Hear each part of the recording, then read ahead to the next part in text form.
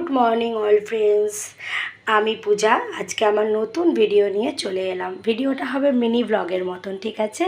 কেন বলো তো, আমি কিন্তু সকাল থেকে ভিডিওটা স্টার্ট করিনি। এখন ঘড়ির কাঁটাতে বাজে 10:45। মাছে নুন হলুদ মাখিয়ে নিয়েছি, বুঝতেই পারছো তেলাপিয়া মাছ হবে। আর হবে মাছের মাথা। মাছের মাথাটা কি দিয়ে করব দেখো।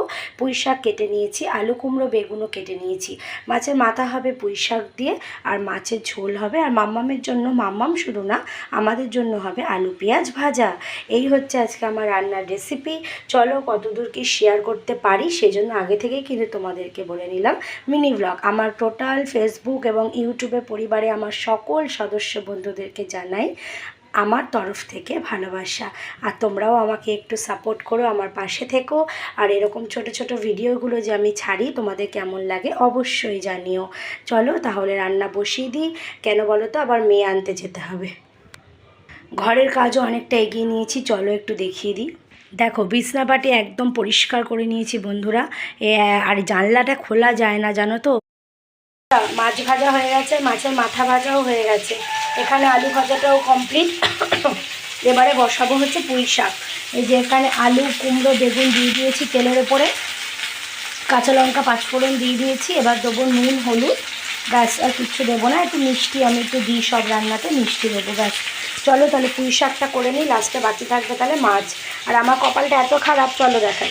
দেখো যেটা ভয় পেয়েছিলাম সেটাই হয়েছে। সেই বিড়াল আবার ঢুকেছে, ঢুকে আবার খাটের ওপরে হেঁটেছে। আর বলো না, আবার চাদর মাদর সব চেঞ্জ করে আবার ভালো করে চাদর ফাদর পেতে নিতে হবে। কেন আমার সোনামা খুবই ছোট, সেই জন্য ভালো চাদর পেতে নিয়েছি। ওই চাদরটাকে তুলে দিয়েছি। কেন বলো তো, বড়দের ইনফেকশান না হলেও তো ছোটদের হয়, বলো তাই না? চলো আবার পরে আসবো।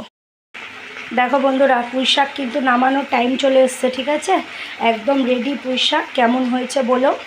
আর কে কে মাছের মাথা দিয়ে পুঁই শাক খেতে ভালোবাসো? এটার মধ্যে মাছের তেল পড়লে আরও ভালো লাগতো, কিন্তু তেলটা আমার কাছে নেই মাছের, তাই জন্য মাছের মাথা দিয়ে পুঁই শাকটা করে নিলাম। কেমন হয়েছে অবশ্যই জানিও। আর কে কে আমার মতো মাছের মাথা দিয়ে পুঁই শাক খেতে ভালোবাসো সেটা অবশ্যই কমেন্ট করে জানিও। এটা দিয়ে তো আমার পুরো ভাত খাওয়া হয়ে যাবে, আমি এত ভালোবাসি।